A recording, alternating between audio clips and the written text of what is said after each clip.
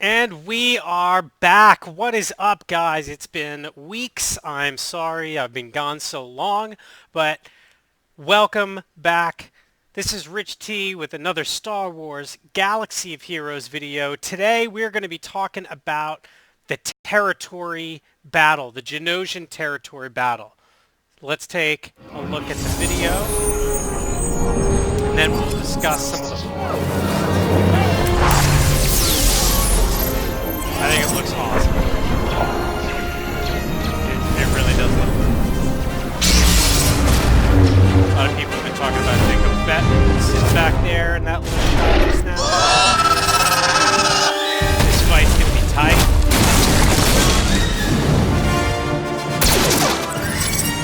They think Cody Boy is gonna get a rework.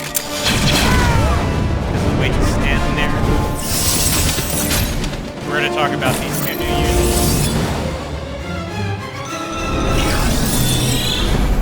We'll talk about that capital ship as well.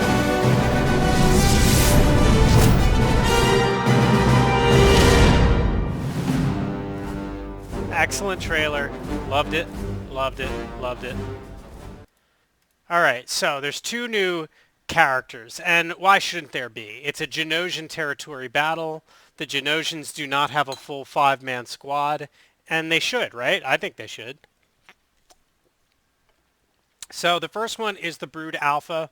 Seems like he's going to be a tanky character. He's going to be able to summon another character, but I think only after one of your characters dies. So if you've got a 5-man squad and he's in it, I don't think he can summon that extra character unless one of the other characters dies first. I think you can only have 5 out there, and he counts as one when you summon him.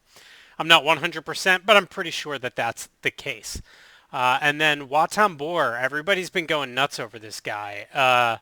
All the other YouTubers have really been flipping out about how great his kit looks, how strong he's going to be, how useful he's going to be, and how he probably is going to be another plug-and-play character, like Grand Admiral Thrawn, like Enfys Nest, like Wampa, the characters who can fit in well with lots of other squads. And he may very well be. We don't know yet because he's not released yet. But you can kind of get an idea when they release the kit and all that jazz. And that's definitely what all the other YouTubers are thinking when they see him. So he's going to be a really cool character. Not sure if they're going to be marquees or if they're going to be released, kind of like Leia was in the Hoth territory battles. You were able to earn her shards. Same thing with the Imperial probe droid. He was released on the other side of Hoth. So it's possible that him or maybe Brood Alpha, I'm not sure, maybe another character, you may earn their shards.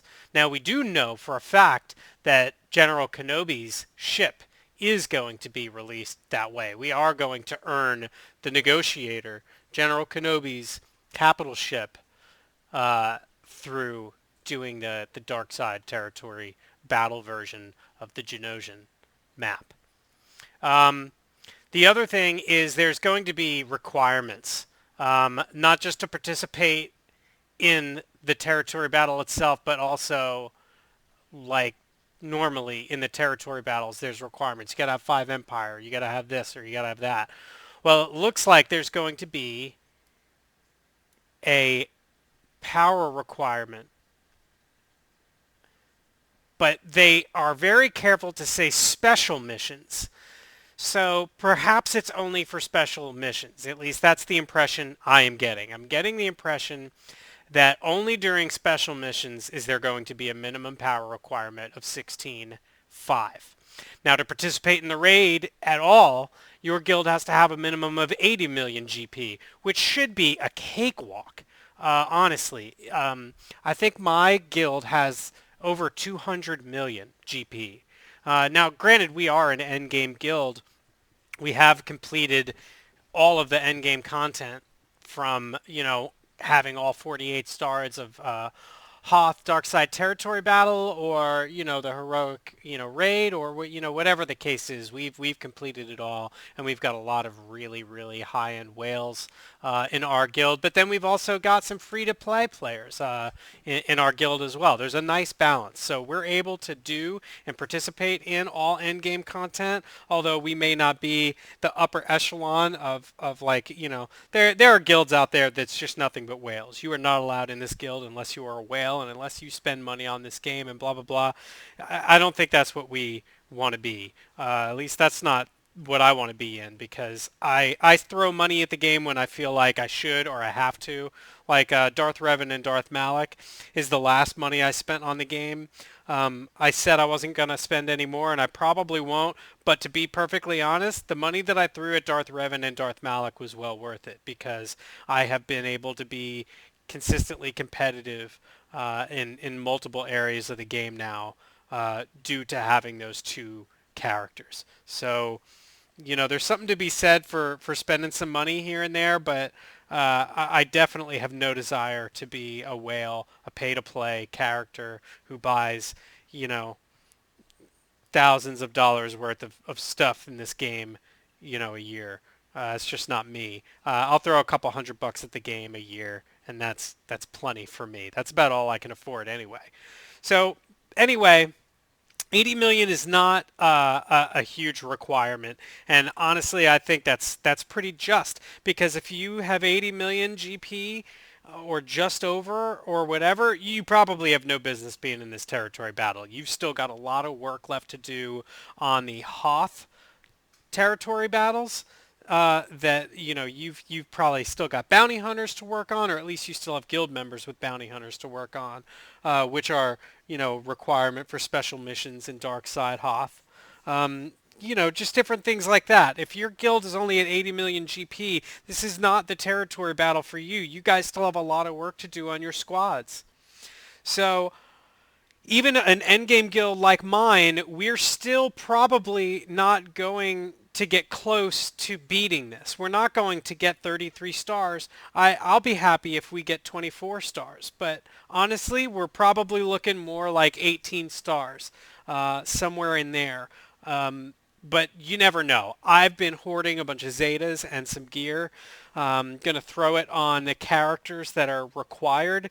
Maybe the characters that are needed for the special missions that are going to have 16.5 power to participate in. So I think those are going to be a priority. I don't want to throw Zetas and gear at a character or a team that's probably going to be able to hold their own without it.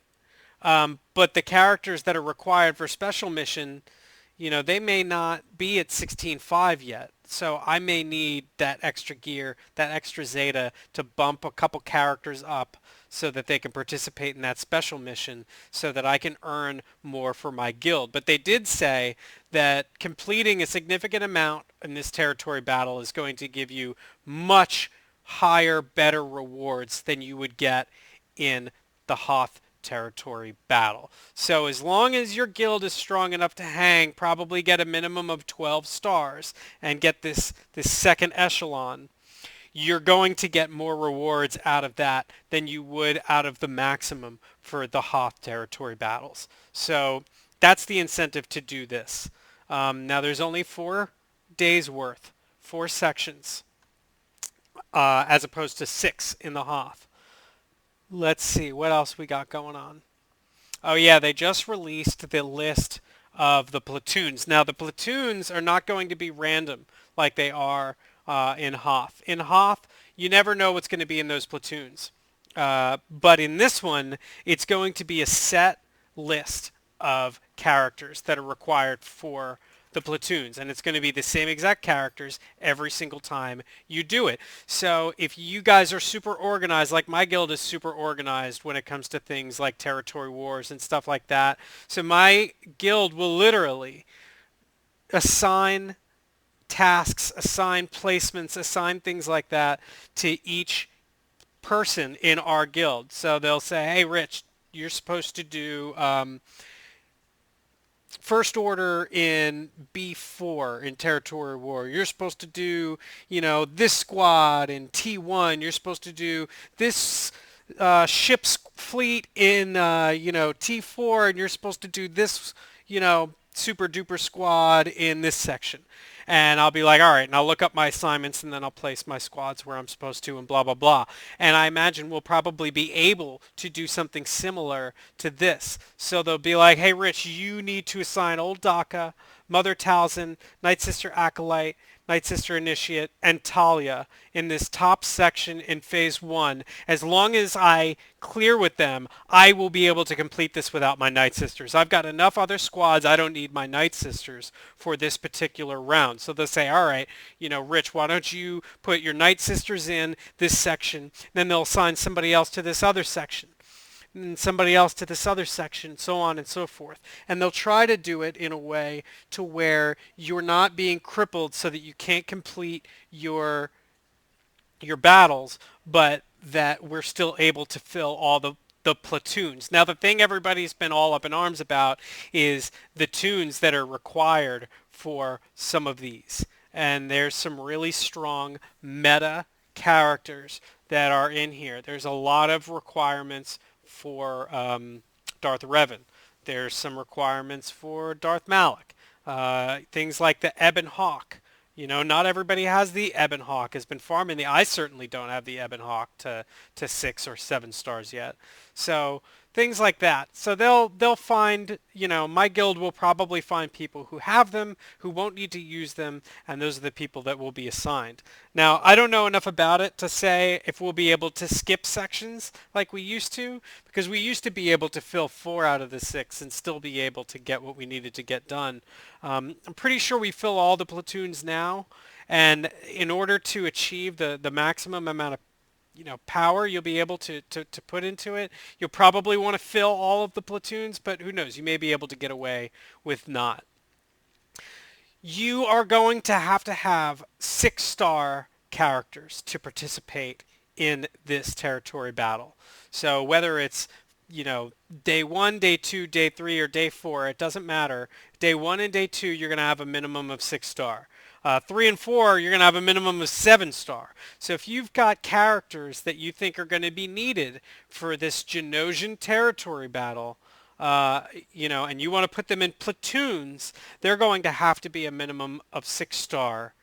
And then on days 3 and 4, 7-star. And that's just no exception. Now, I'm not sure if there's going to be a star minimum as far as who you're allowed to bring into a battle, just a regular old battle. But I wouldn't be surprised if there was a 6-star minimum. We'll just have to see how that goes. There's still a lot of information that is up in the air. And that's about all that I know as far as the territory battle goes. I'm psyched for it, but I also know it's going to be difficult. So I'm prepared to be frustrated. I know a lot of people, they get really excited when they know new content's coming, but then when they see how hard it is, they start bitching and moaning. Well, that's because you haven't properly mentally prepared yourself for it. You need to know what to expect going in. Expect to get new content. Be psyched about it, because I'm psyched about it. But know it's going to be difficult. You may not be able to do some things, and that may be frustrating. You may get your ass handed to you, and that may be frustrating. That doesn't mean it's not fun. That doesn't mean, they didn't do a good job. That just means you've got some work to do, some learning curves to get around, and that's part of the fun, and that's part of having endgame content that's going to stand the test of time. Because there were guilds that were beating the Hoth territory battle first round out, top end, number 1 guilds in the world. And I'm pretty sure CG came out and said that's not going to be the case this time. Even the top guilds in the world will not be able to 100% complete their first run out. Now, whether that's going to hold true or not, I don't know. You never know. There may be some dudes who have every character G12 in the game, and their guild is just the tits, and they're going to come out, be able to fill every platoon, no problem.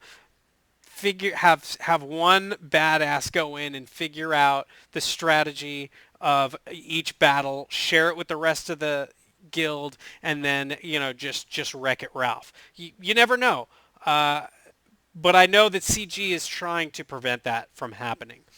So that is what I know about Territory Battles. We did have a Grand Arena Championship exhibition recently, which did not launch very well. There were some issues. I know I had an issue when it was time for me to battle. It went straight to the review phase. I know some people got to battle and participate, but they were the lucky few. And even then, they did not get any advantage or any leg up on anybody else. Everything's getting reset. Everybody is going to be starting from the same spot, and it's basically a fresh reboot. And that is going to start today. I will place my defense just like I did last time, and hopefully it'll work this time. And if it does, I will have a new video out for you guys tomorrow evening, most likely, on our new Grand Arena Championship. And that's going to be a fun one because we'll see what feats we can earn. We'll see how much points we can get. We'll see, kind of what the vibe is. I imagine it's going to be very similar to how it was, but just the shell is going to be different as far as, how you get into it and what else you have access to in that page. So very exciting, big week for Star Wars Galaxy of Heroes. It's good to be back. Sorry it was so long without a video, but hopefully we'll be doing a lot more moving forward. I didn't really want to do a video until I had a substantial amount of information and until I had enough of an opinion to give you guys something different than what the other people do. I don't want to just give you another video that looks like the other YouTubers, because honestly, like 3 or 4 of them all do the exact same thing. They all come out with the exact same video at the exact same time. I've been watching Darth Microtransaction. I like him. I like Arnold T101. I like Mobile Gamer. I like Cubs Fan Hans sometimes. But honestly, when something comes out, they all throw out the exact same video, and it's just the same information told to you from a different person, and those are not the videos I'm going to do. I'm not going to do a video with me in the bottom left corner of the screen talking about, whatever up above me. You guys don't need the same thing of what everybody else does. So I try to give my personal opinion on different things. I try to do Grand Arena Championships, and I try to do it in a slightly different way than the other people who do Grand Arena do, and I hope that you guys like it and appreciate it. I also try to throw some good music in there in the background so that if I'm not talking a bunch, you can kind of zone out, watch the battles, and listen to some jams. Thank you guys for tuning in. It's good to be back. Hit the like button, subscribe to my channel if you want to see more of my videos, if you want me to put out more content. Honestly, I would put out a lot more content if I had more subscribers. But, not that my subscribers I have aren't as important, but the more subscribers you have, honestly, is more incentive for you to do more videos. So share with a friend, tell your guild, stuff like that. Help my channel grow. And I will see you guys in the next one.